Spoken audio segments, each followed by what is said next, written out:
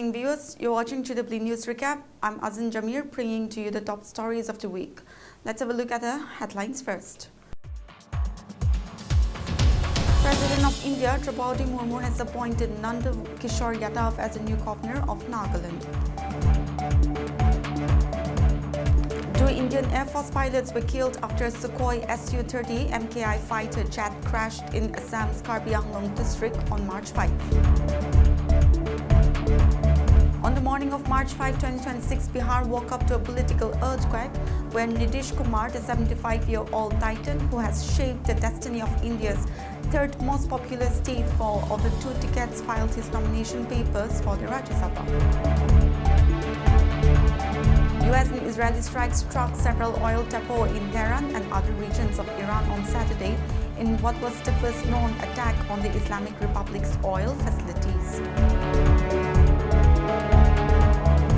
And now the news in details.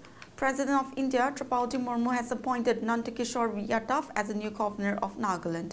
The announcement was made by Rashtrapati Bhavan as part of a major gubernatorial reshuffle involving several states and union territories, including Nagaland, Delhi, Ladakh, Telangana, Maharashtra, Bihar, West Bengal, Tamil Nadu, and Himachal Pradesh.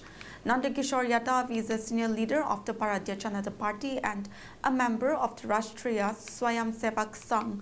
He had served as the 17th Speaker of the Bihar Legislative Assembly from 2024 to 25 and earlier held key portfolios including road construction and health in the government of Bihar. According to an official communique issued by the President's office, several governors and lieutenant governors have been transferred or newly appointed as part of the reshuffle. The appointments will take effect from the dates the respective appointees assume charges of their office. Among other changes, Arun Ravi, the governor of Tamil Nadu, has been appointed governor of West Bengal, while Rajendra Vishwanath Arlekar, currently governor of Kerala, will discharge the functions of the governor of Tamil Nadu. Vice President C.P. Radhakrishnan has called upon the youth of Nagaland to actively participate in national service and contribute to nation building, stating that a Viksit Nagaland will play an important role in achieving a Viksit Bharat. Addressing the 8th convocation ceremony of Nagaland University at Lumami in the Zanapur district on March 6, the Vice President emphasized that unity remains India's greatest strength despite its vast diversity.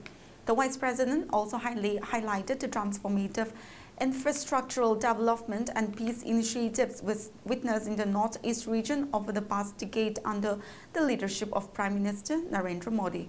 Referring to the Frontier Nagaland Territorial Authority Agreement, he noted that peace and cooperation are crucial for the overall development of the state. The Vice President, who was on a 3-day visit to the north states of Nagaland, Mizoram and Tripura. 2 Indian Air Force pilots were killed after a Sukhoi Su-30 MKI fighter jet crashed in Assam's Karbi Anglong district on March 5. The Air Force said the pilots were identified as Squadron Leader Anuj and Flight Lieutenant Parvesh Turakhar. The Su-30 MKI was on a training mission and had gone missing shortly after taking off from the Chohat Air Base about 60 km from where it crashed. Defense Minister Rajnath Singh said he was deeply saddened by the loss of the 2 pilots in the tragic crash. The Su-30 MKI is a 2-seater long-range fighter jet developed by Russian aircraft manufacturer Sukhoi. Sukhoi Su-30 MKI fighter jet is now built under license by state-run aerospace major Hindustan Aeronautics Limited for the IAF. The prices of domestic LPG and commercial cylinders have been hiked by Rs 60 and Rs 114.5 respectively from March 7 as energy costs continue to rise due to the West Asia conflict.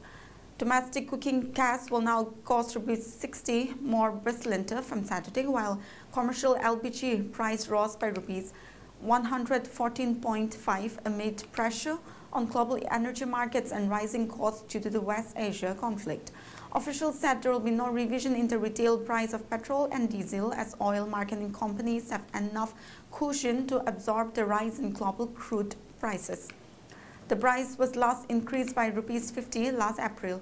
Prices of commercial cylinders used by hotels and restaurants are revised monthly based on international fuel costs. They were last hiked by Rs 28 per 19 kg cylinder on March 1 and have risen by Rs 302.5 in the last 3 months from Rs 1,582.5 in December 2025.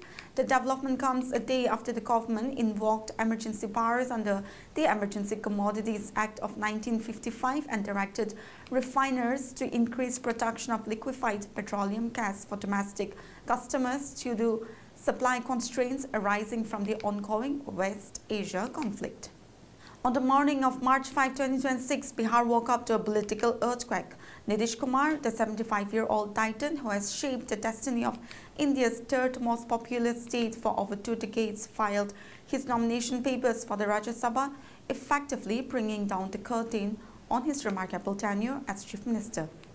The move, executed in the presence of Union Home Minister Amit Shah, sent shockwaves through Bihar's political corridors, ignited fierce debate across party lines, and opened a new chapter in the state's evolving story. The man who has been sworn in as Chief Minister a record 10 times, most recently on November 20, 2025, now prepares to trade the state secretariat for the upper house of parliament. The transition raises questions that Bihar citizens, political observers and NDA strategists are grappling with in equal measure. After days of speculation, JDU chief Nitish Kumar has made it clear that the plans to step down as Chief Minister and transition to the Rajya Sabha, bringing to a close more than 20 years at the helm of Bihar's government. In a post on X, he noted that he had always hoped to serve in both houses of parliament as well as both houses of the state legislature. Having already been a Lok Sabha MP, an MLA and MLC, and a term in the Rajya Sabha would fulfill that long-standing call, Kumar assured the people that his bond with them will remain strong and that he will continue working toward a developed Bihar. He stated that the next government will have his complete support and guidance. US and Israeli strikes struck several oil depots in Tehran and other regions of Iran on Saturday in what was the first known attack on the Islamic Republic's oil facilities. Videos circulating on social media showed massive fireballs and thick smoke rising into the sky after the strikes hit Tehran and the nearby city of Karaj. Iran's Ministry of Oil said in a statement that several oil storage depots in Tehran and Al-Borz provinces were targeted. The Israeli military said in a statement that it had carried out strikes on a number of fuel storage sites and energy complexes in Tehran. It said the locations were being used by Iran's armed forces. Israel's military described it as a significant strike aimed at dismantling the military infrastructure of the government. Iran's Ministry of Oil said fire and emergency crews were working to put out the flames and emphasized there would be no fuel or energy shortages as precautions had been taken in anticipation of such strikes.